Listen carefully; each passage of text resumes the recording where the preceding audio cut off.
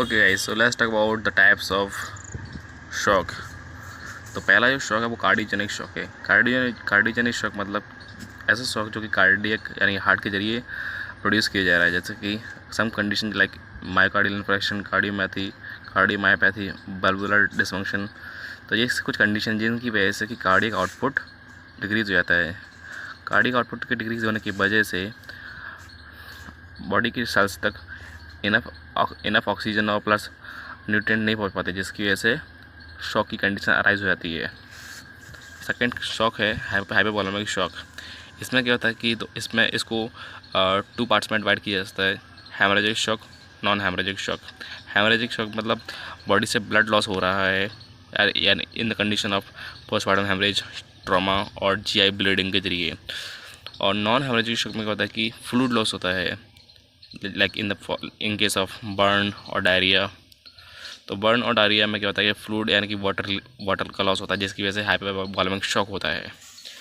ठीक है, तो हाइपोवॉलेमिक शॉक की वजह से क्या हुआ कि फर्दर बीपी फॉल होगा और अगेन बॉडीज़ के सेल्स को सफिशेंट अमाउंट में ऑक्सीजन और अदर न्यूट्रिएंट में नहीं पहुंच पाएंगे, जिसकी वजह से सेल डेथ हो जाएगी यानी कि नेक्रोसिस कंडीशन एरोज हो जाएगी।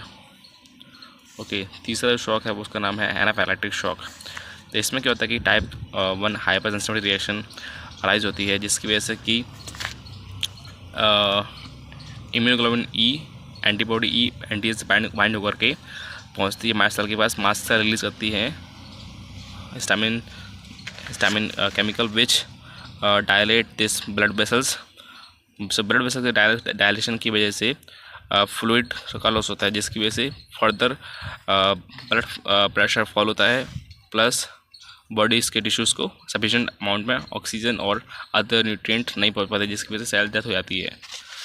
तो ओके, तो ये this was all about anaphylactic shock. Let's talk about septic shock. इस कंडीशन में क्या होता है कि bacteria enters into the blood stream. तो वहाँ ब्लड में पहुँचने के बाद ये बैक्टीरिया एक्टिवेट करते हैं किसको, इम्यून सिस्टम को, जिसकी वजह से क्या होता है कि इन्फ्लेमेशन होता है। इन्फ्लेमेशन की वजह से क्या होता है कि वेसोडाइलेशन की प्रोसेस अराइज हो जाती है, जिसकी वजह से क्या होता है कि बॉडीज़ के टिश्यूज़ को सफिशिएंट अमाउंट में न्यूट्रिएंट और ऑक्सीजन नहीं पहुंच पाते, जिसकी वजह से सेल डेथ हो जाती है। और वेसोडाइलेशन में क्या होता है कि फ्लूइड लॉस होता है। तो फ्लूइड लॉस होने की वजह से क्या होता है कि बीपी फॉल होगा, प्लस कई सारी कंडीशन आ जाएगी। ओके, और न्यूरोजेनिक शॉक में क्या होता है कि ब्रेन या स्पाइनल कॉर्ड इंजरी रहती है, जिसकी वजह से कि सिंपैथेटिक टोन का लॉस हो जाता है। सिंपैथेटिक टोन के लॉस होने की वजह से वेसोकंस्ट्रिक्शन यानी कि कंस्ट्रिक्शन ऑफ ब्लड वेसल्स कम हो जाता है, जिसकी वजह से क्या होता है कि फ्लूइड लॉस होने लगता है ब्लड वेसल्स के ज़रिए। तब जब जैसे ही फ्लूइड लॉस होगा ब्लड वेसल्स के ज़रिए, तो बॉडीज़ के टिश्यूज़ को सफिशिएंट अमाउंट में ऑक्सीजन और अदर न्यूट्रिएंट नहीं पहुंचेंगे, जिसकी वजह से अगेन टिश्यू नेक्रोसिस यानी कि सेल डेथ होने लगेगी। और बॉडीज़ के टिश्यूज़ को like vital organs like liver, kidney, lungs, heart, इन सभी ऑर्गन्स को सफिशिएंट अमाउंट में ब्लड नहीं पहुंचने की वजह से इनका टिश्यूज़ डाई करने लगेंगे। तो ये सभी टाइप्स थे शॉक का मतलब होता है कि इनएडिक्वेट टिश्यू परफ्यूजन, यानी कि बॉडीज़ के टिश्यूज़ को सफिशिएंट अमाउंट में न्यूट्रिएंट नहीं पहुंच पाना और ब्लड सप्लाई नहीं हो पाना, तब वो होता है शॉक। ओके, तो ये सारी चीज़ थी। अगर आप स्क्रीनशॉट लेना चाहते हैं इसका तो ले सकते हैं स्क्रीनशॉट इस पूरे पेज का। Okay, to remember this whole shock note, you can take a screenshot if you want to take.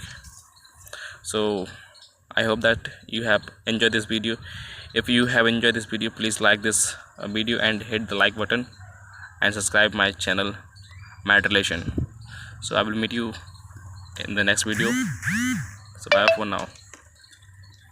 तो ये एक निमोनिक है जिसकी मदद से तुम याद कर सकते हो कि शॉक के टाइप कितने हैं और उनके नाम। Can Harry act super nice.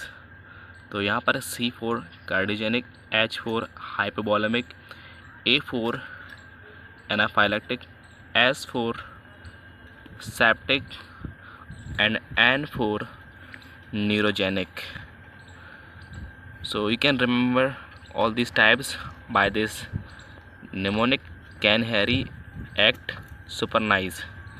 So remember this mnemonic to remember these 5 types of shock.